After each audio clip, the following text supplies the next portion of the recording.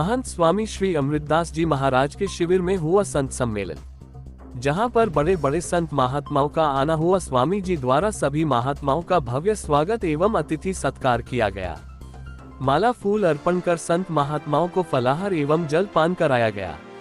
सभी संत महात्मा एक दूसरे से मिलकर अत्यंत प्रसन्न हुए और स्वामी श्री अमृतदास जी महाराज को अपना आशीष दिया। प्रयागराज से अंकित चौरसिया, बदलता भारत।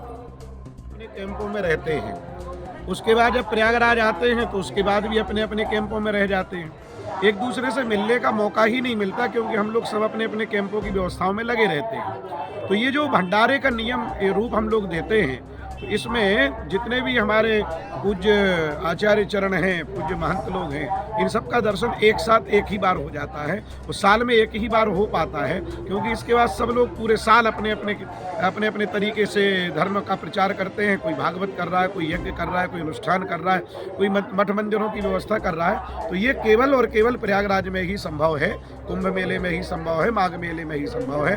तो आज हमारे यहाँ खाक चौक के जितने भी संत महंत हैं, सबका आगमन हुआ है और सबका दर्शन हुआ है। दर्श स्पर्श मुखमज्जन पाना, रामचरितमानस में चौपाई है कि पहले दर्श, फिर स्पर्श, फिर कुछ भोजन करने से प्रेम बढ़ता है, आपस में सौहार्द बढ़ता है। तो हम लोग आपस में एक दूसरे से मिलें जुलें, तभी धर्म का प्रचार होगा, आनंद आएगा। तो ये इसकी एक रूपरेखा है और इससे ज़्यादा कुछ नहीं। मिलन समारोह ही है ये जी, संत मिलन समारोह ही है। अच्छा गुरुजी, आपके यहाँ प्रतिदिन भंडारा 30 दिन कल्पवास का अंतराल होता चला आ रहा है। आज के भंडारे में कुछ हमें अलग देखने को मिला। काफ़ी मतलब आम जनता अलग थी, संत के ही संत यहाँ पर थे, तो सिर्फ संतों के लिए था? नहीं, हमारे यहाँ 2 भंडारे होते हैं।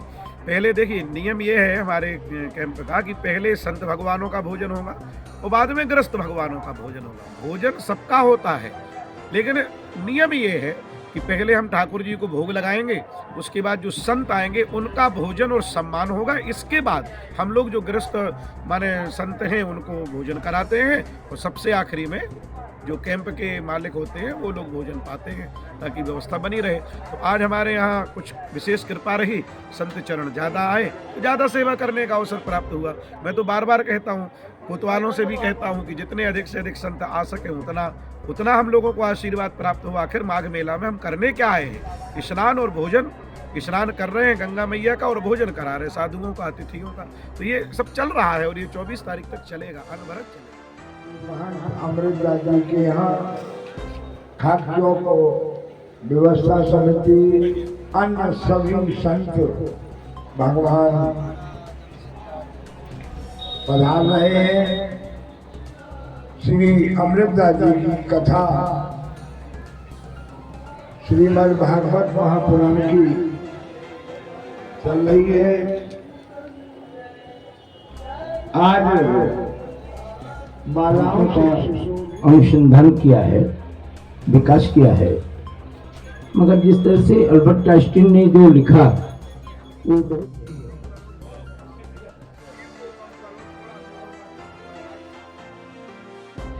धन्य